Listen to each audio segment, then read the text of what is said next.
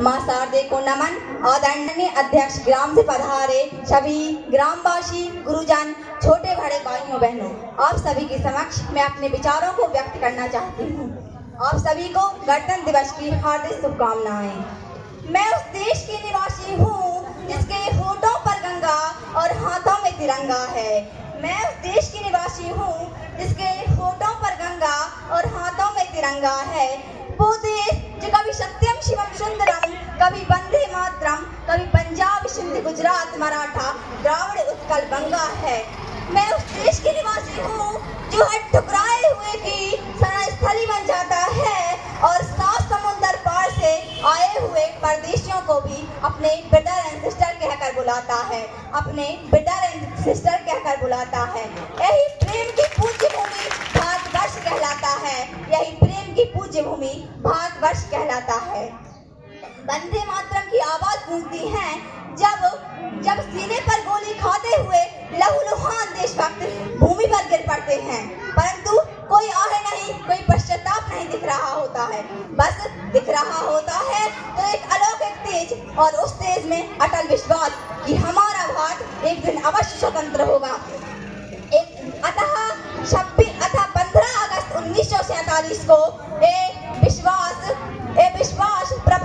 प्रतिफलित हुआ, क्योंकि ये देश महापुरुषों का, ये देश गुणी विद्वानों का, ये देश महापुरुषों का, ये देश गुणी विद्वानों का, ये देश साधु संतों का, ये देश वीर बलवानों का, ये देश वीर बलवानों का।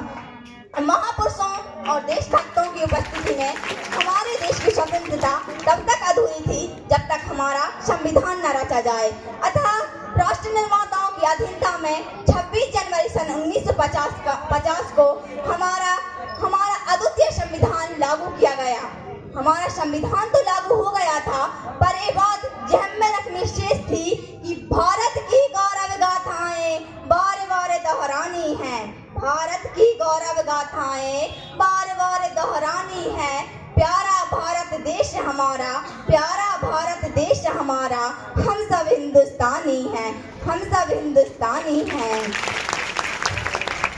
पर स्वतंत्रता के बाद अभी भी हमारे सामने ऐसी विषम परिस्थितियां हैं, तब मन में ये बात आती है, तब मन में ये विचार आता है कि सोचा था हमारे देश को खुशियों से सजाएंगे, सोचा था हमारे देश को खुशियों से सजाएंगे, सद्गुणों और समता से भारत में बहारें लाएंगे, सद्गुणों और समता से भारत में बहारें लाएंगे। हाय, ये क्या हो गया आजादी के बाद? कलाम के सपनों का भारत कहाँ खो गया? कलाम के सपनों का भारत कहाँ खो गया? सोते हुए भारत का महज एक कारण है कि अनीति अत्याचार बढ़ रहा, अनीति अत्याचार बढ़ रहा। युग का अर्जुन मौन है, अपमानित द्रौपदी के पक्ष में बोलने वाला कौन है? अपमानित द्रौपदी के पक्ष में बोलने वाला कौन है? युग के अर्जुन गांडीव उठा, युग के अर्जुन गांडीव उठा, गीता का यह फरमान है।